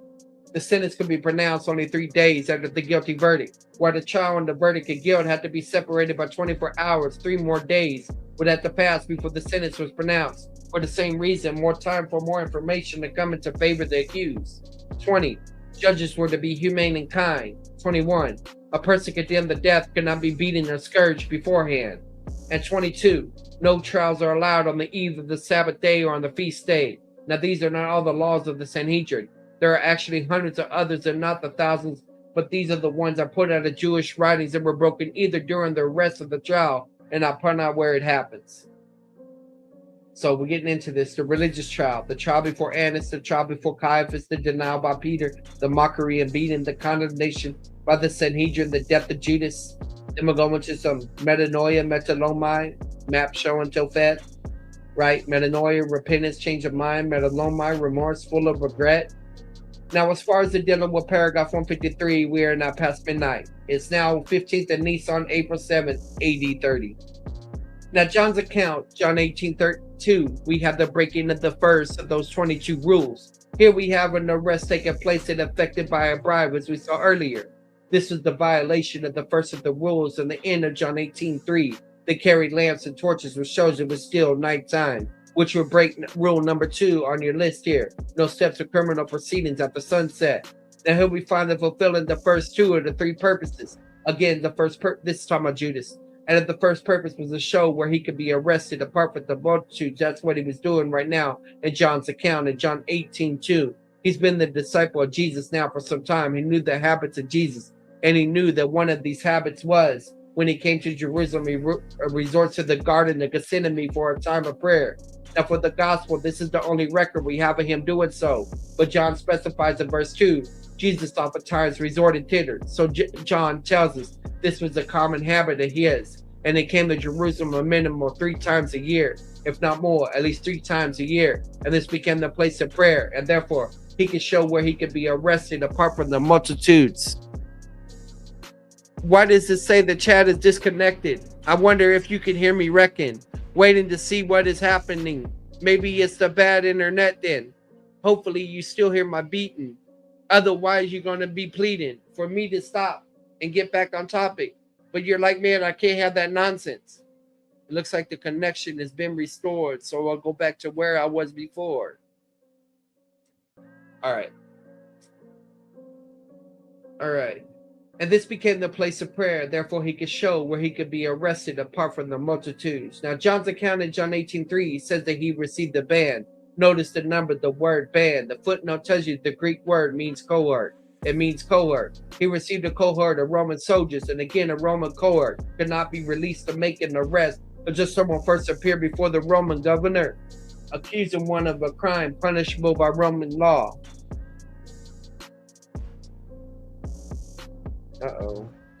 Now keep in mind, part of the conspiracy was not to carry the conspiracy out of this night. When Jesus twice identified Judas the betrayer, he forced her hand. And when Judas at the Passover meal with Jesus and the other apostles, he would not have gone to the chief priests who paid him. And obviously they're afraid that he might get away from them because he obviously knew about the conspiracy. They took him quickly to Pontius Pilate, who normally would be stationed in Caesarea 2 days away. But he always came up to Jerusalem to help maintain other during the festival, which made it convenient. And so they brought Judas to Pontius Pilate. He accused Jesus of a crime punishable by Roman law, and that's when he received the cohort of the Roman soldiers. This helped to explain 2 things. First, it helps explain why in the initial stage of the Jewish trial, things are already confused and disorganized. They don't have their act together. They have to go out running to find false witnesses. It takes a while to finally get their trial organized. Also, secondly, it helps to explain that although it is the very wee hours of the morning, while Pilate is just ready to conduct the trial, he was anticipating the trial because he released a Roman cohort. And altogether, a sizable group of people come again to arrest one individual. First of all, you have the Roman cohort. A Roman cohort is anywhere from 400 up to 600 soldiers. So keep in mind you have a minimum of 400 soldiers up to 600 Roman soldiers. But they're not alone. The second group is the group of 1 in Luke 22:15, the servant of the high priest. Now, this is the crucial hours between the first night of the Passover and the first day of the Passover. In those crucial hours that he could not leave the compound unless he came in contact with something to make him unclean, and he could not offer up a special Passover sacrifice that will be offered up on the first day of the Passover, so he cannot leave the compound. But he sent out a servant to make sure things went correctly. Now, to go to Luke's account, Luke 22:52, a third element is in the middle of verse 52, the captain of the temple. These are the temple Jewish police, the Jewish temple police. Their third element is the participants and the rest. But also notice in verse 52, he mentioned the chief priests before the captains, the elders after the captains. These are 2 categories of Sanhedrin members, and they participated in the rest. So we see at verse 52, you have the violation of law number 3. Judges or members cannot participate in the rest, and they do. So as Matthew points out in Matthew 26:47, a great multitude comes in. This large body of men comes in to arrest one individual. Jesus quickly takes the scene, takes the initiative, and John accounts into John 18:5. He asked them whom you seek. And in verse 5, they answered him, Jesus of Nazareth. And Jesus said to him, I am. And the way the phrase I am reads, it can be taken in 2 different ways. One way to take it is that I am Jehovah of the Old Testament, and one who revealed himself to Moses is I am that I am. The second way to take it is simplified I am he, Anihu in Hebrew. I am the Jesus you are looking for. Now in his confrontation with the Roman soldiers and the other men, here he will say, I am twice. The first time he says I am, it will be display of his deity. Second time he says I am, it will mean the simplified. I'm the one you're looking for. So in verse 5, he says I am for the first time. And if John's editorial comment that Judas is standing in the crowd. Also verse 6 says, when therefore, when what for? For the very reason he said to them, I am. They went backward and fell to the ground. The first time he says I am is a display of his deity. By simply saying I am, he forced them all to fall down backward to the ground. And it shows who's in control, which shows him he would not be arrested until he allows himself to be arrested. A small hint of what's going to happen at the second coming, when the power of Rome will fall to its knees at the feet of the King of the Jews. Now, when people came in contact with the Lord, it says throughout Scripture, they always fell forward. Falling backward is not a blessing, it's a sign of judgment. Next time you turn on TBN, keep that in mind. Falling backward is not a blessing, but a discipline. That's his shot at the charismatics, or the extreme ones at least. After showing them his control, he asked them again in John 18:7, whom do you seek? And they answered, Jesus of Nazareth. So in verse 8, he says, I am. Now he makes it simplified, I am he. I am the one you're looking for. So he asked, if therefore for a very specific reason you seek me, let these go. Meaning let the other men with me go, since I'm the one you're looking for. So by now, notice he identified himself twice, the soldiers coming in after him.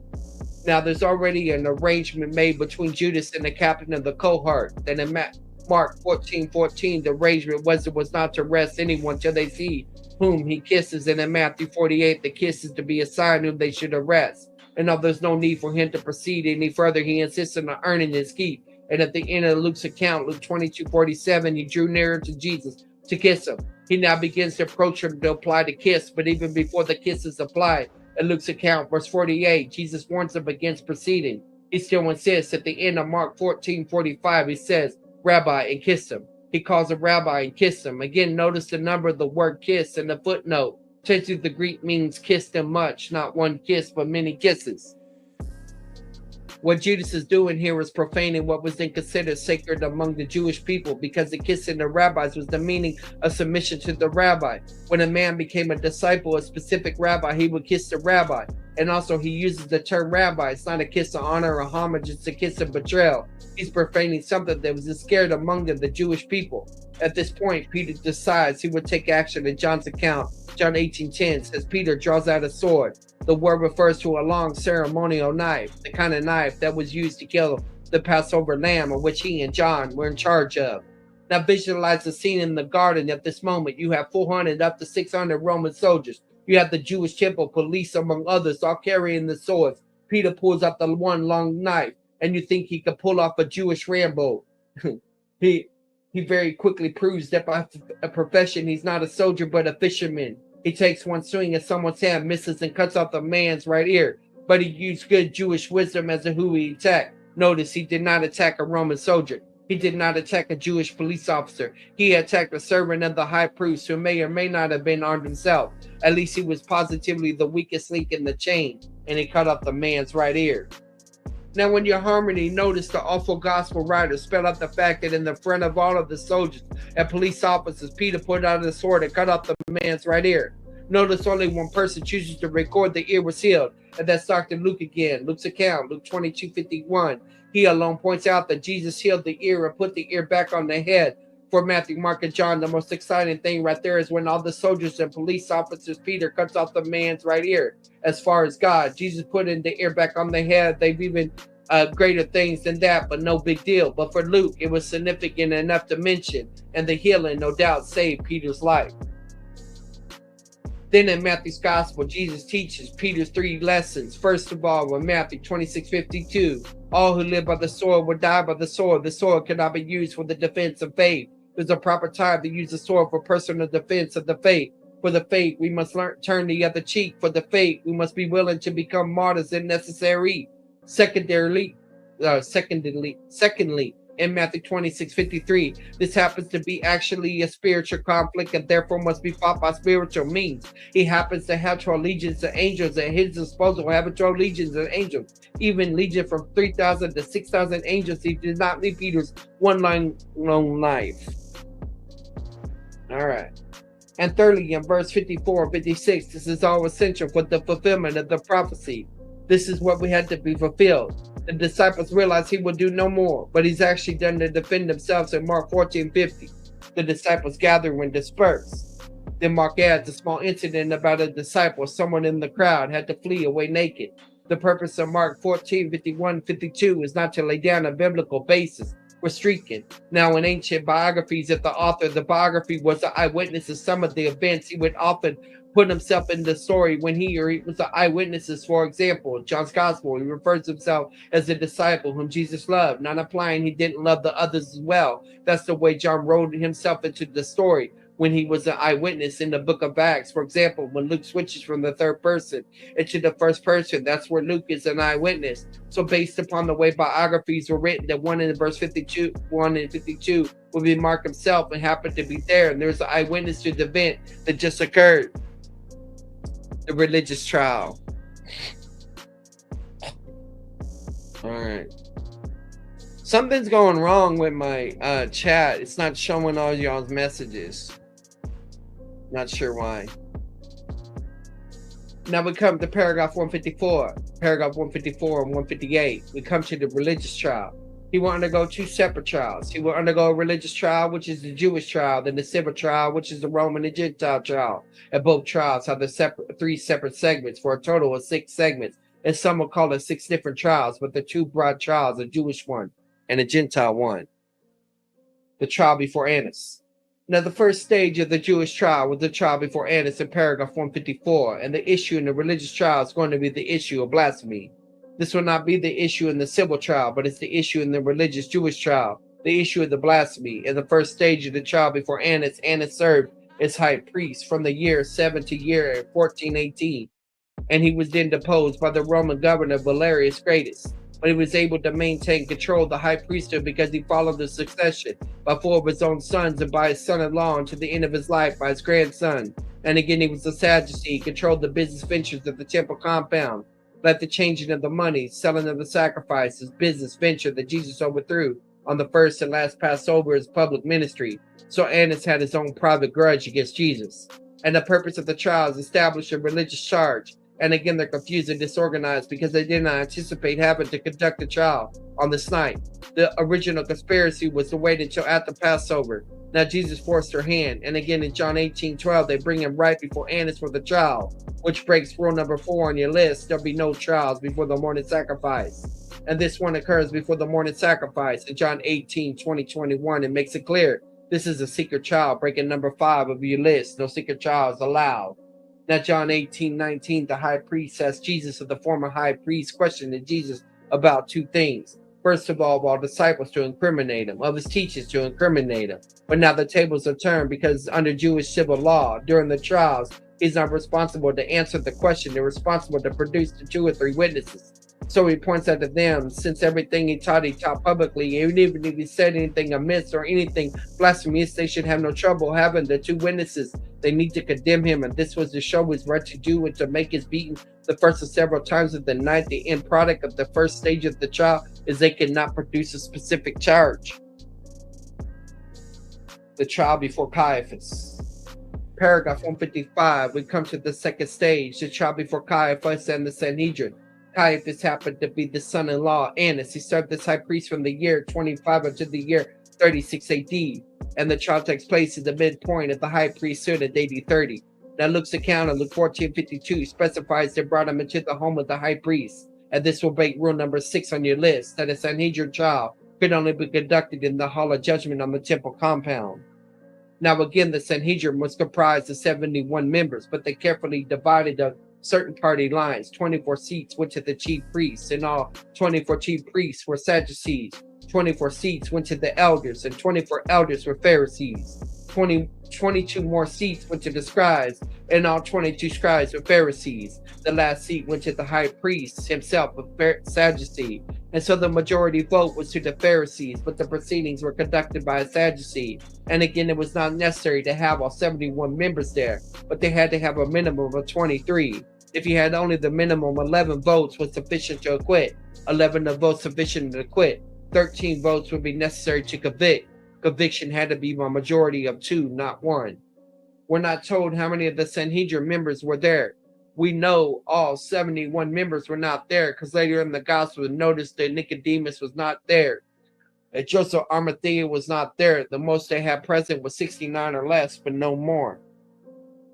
Now Matthew 26 and 59 says, the chief priests and the whole council saw false witness against Jesus. They have to go find the false witnesses. They don't have them ready. Again, because they were not intended to do this on the night. They will begin with the false witness, which will break law number 7 on your list. The procedure was to be the first defense and the accusation. And notice it also specifies the whole council went the same direction, which will break number 8 on your list. So will argue in favor of acquittal, almost not argue in favor of guilt. They bring one false witness after another, trying to find 2 witnesses that say the same thing. But there are so many discrepancies that one by one, they're all disqualified. They finally find 2 men that seem to say the same thing because they seem to say the same thing, the last 2 witnesses that they can find. These 2 are presented as official witnesses in the court. And in Mark 15:59 says, not even so did their witnesses agree together. Although they seem to say the same thing before they were brought before the court, there are the ones in discrepancy which render the case invalid, their testimony invalid. We can prove the difference by comparing Mark and Matthew. Mark says in Mark 14:58, we heard him say, I will destroy this temple.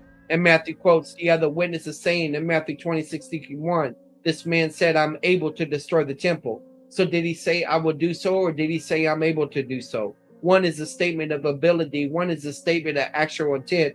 It is the small discrepancy that disqualified the last 2 witnesses that they have. And in Mark 14:59, therefore they should have them released. And failure to release them of verse 59 will violate the number 9 on your list. There is to be 2 or 3 witnesses. Their testimony have to agree in every detail. Hey, Taylor. All these exasperate Caiaphas. So Matthew 26:62, he stands up and says, do you answer nothing? Which is that which a witness is against you? To respond and speak now. When he did not have 2 witnesses presenting the official charge, will break law number 10 on your list.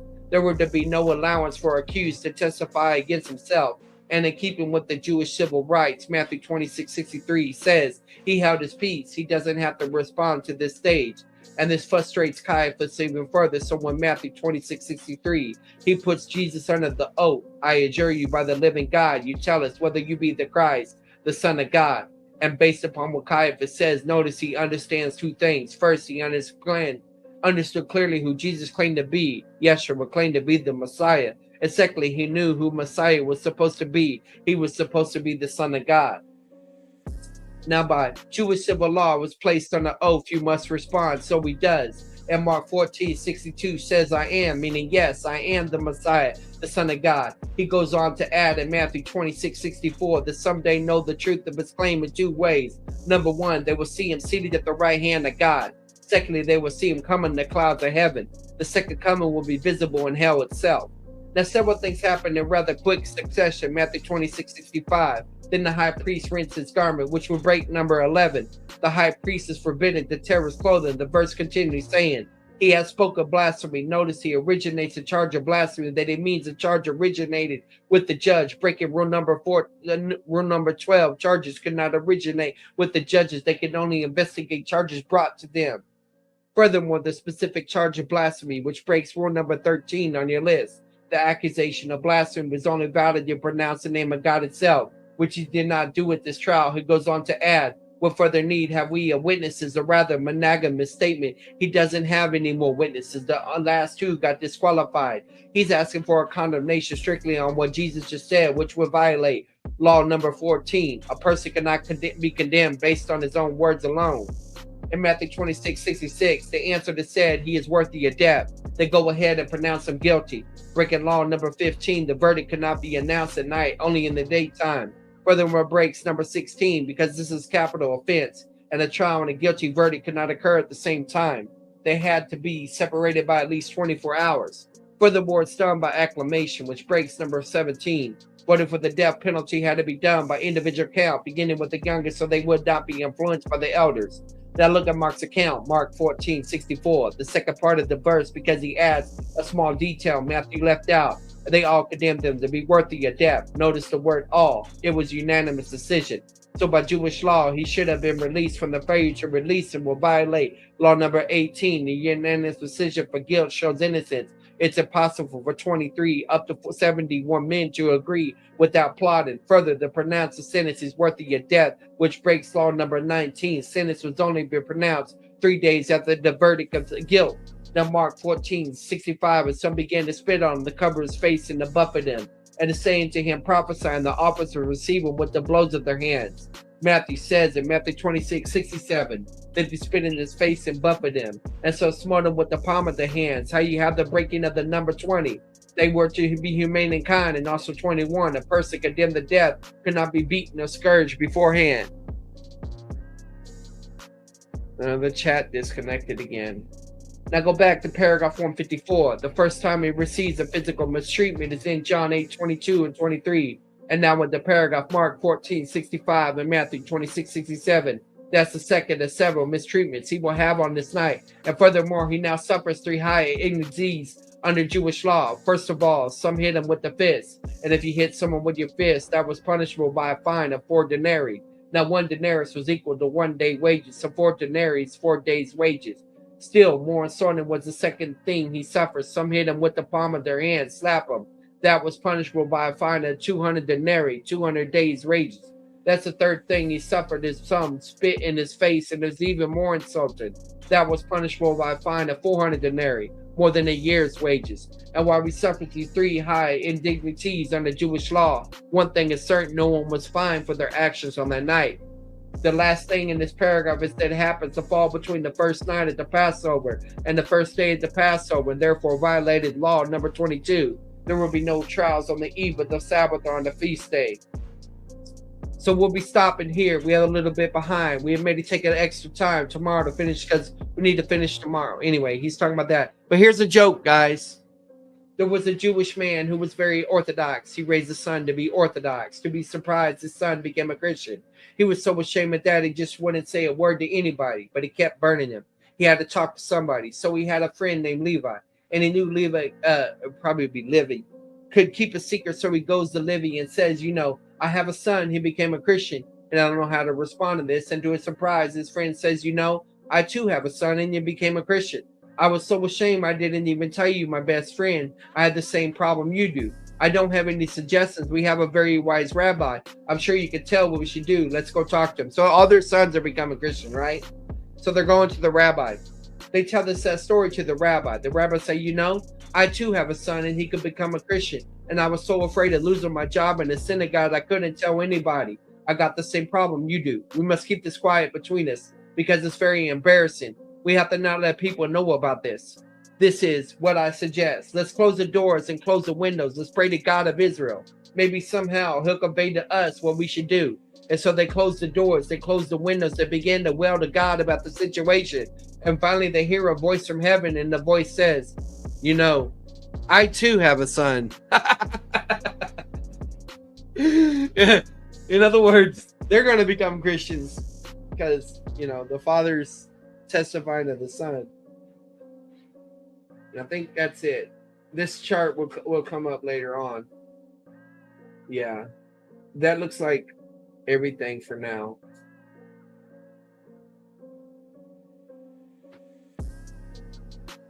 That looks like it's everything for now. But don't think for a second that I'm going to throw in the towel. Some people are like, man, don't have a cow. But if you did, you would probably do it like the Exodus, which would mean that you would do like what they did with that Aaron kid. They would have a golden calf, and they wouldn't be holding back with the stuff that they thought they were worshiping God with. Instead of thinking they were giving God a lift. But the reality was that the smell of the incense was a bad whiff in his nose that makes him want to be opposed from his throne, and made it such a stench. It didn't make any sense. So they wonder how could they commit this apostasy sin that they went and commit?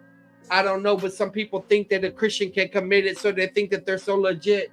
But what I got to tell them is, man, they should really go and quit, because they're making arguments that contradict themselves. And so they really need some help. They're trying to stay below the radar like a stealth. But what can I say? They're going to take their faith off the shelf and make it useful. What can I say? They got to do more than a spoonful. Usual. There's no more coffee for you, Charles. That's the only way I could get through my lecture reading. I still got to do my other reading. But yeah. All right. I think I'll land the plane now. Hopefully you had a great day now. So I'm going to go now. I hope y'all like this beat. I'm gonna use it. I'm gonna be using it. So, like I said, I got the paperwork on it and everything. So, all right. God bless, guys. Check out more content, old stuff, new stuff.